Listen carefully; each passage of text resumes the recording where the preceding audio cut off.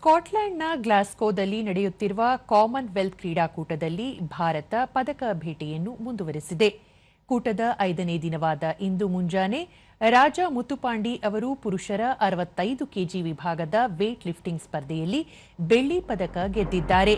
ಇದರೊಂದಿಗೆ ಭಾರತ ಈವರೆಗೆ 1 ಚಿನ್ನ, 2 ಬೆಳ್ಳಿ ಮತ್ತು 1 ಕಂಚಿನ ಪದಕ ಸೇರಿ ಒಟ್ಟು 4 ಪದಕಗಳನ್ನು ಗೆದ್ದುಕೊಂಡಿದೆ. ಫೈನಲ್ ಸ್ಪರ್ಧೆಯಲ್ಲಿ ಮುತ್ತುಪಾಂಡಿ ಒಟ್ಟು 286 ಕೆಜಿ ಭಾರ ಎತ್ತುವುದರೊಂದಿಗೆ 2ನೇ ಸ್ಥಾನ ಗಳಿಸಿದರು.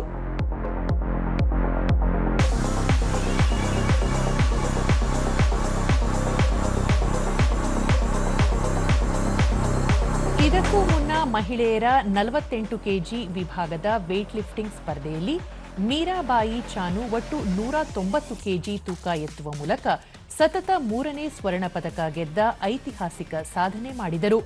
2014ರ ಕೂಟದಲ್ಲಿ ಬೆಳ್ಳಿಯೊಂದಿಗೆ ಅಭಿಯಾನ ಆರಂಭಿಸಿದ ಅವರು 2018 ಮತ್ತು 2022ರ ಆವೃತ್ತಿಯಲ್ಲಿ ಸ್ವರ್ಣ ಪದಕ ಗೆದ್ದ ಸಾಧನೆ ಮಾಡಿದ್ದರು. ಗ್ಲಾಸ್ಗೋ ಪದಕದೊಂದಿಗೆ ಚಾನು ಹ್ಯಾಟ್ರಿಕ್ ಚಿನ್ನ ಗೆದ್ದ ಭಾರತದ 3ನೇ ಕ್ರೀಡಾಪಟು ಎಂಬ ದಾಖಲೆ ನಿರ್ಮಿಸಿದ್ದಾರೆ. ಇದಕ್ಕೂ ಮುನ್ನ ಕುಸ್ತಿಪಟುಗಳಾದ ಸುಶೀಲ್ ಕುಮಾರ್ ಮತ್ತು ವಿನೇಶ್ ಪೋಗಟ್ ಈ ಸಾಧನೆ ಮಾಡಿದ್ದಾರೆ.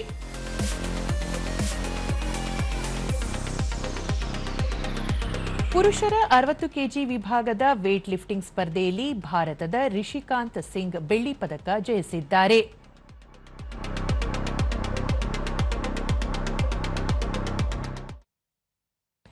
ವೇಟ್ ಲಿಫ್ಟಿಂಗ್ ಸ್ಪರ್ಧೆಯಲ್ಲಿ ಪದಕ ಗೆದ್ದು ಸಾಧನೆ ಮಾಡಿದ ಮೀರಾಬಾಯಿ ಚಾನು, ರಿಷಿಕಾಂತ್ ಸಿಂಗ್ ಮತ್ತು ರಾಜಾ ಮುತ್ತುಪಾಂಡಿ ಅವರಿಗೆ ಪ್ರಧಾನಿ ನರೇಂದ್ರ ಮೋದಿ ಹಾಗೂ ಹಿರಿಯ ಸಚಿವರು ಅಭಿನಂದನೆ ಸಲ್ಲಿಸಿದ್ದಾರೆ.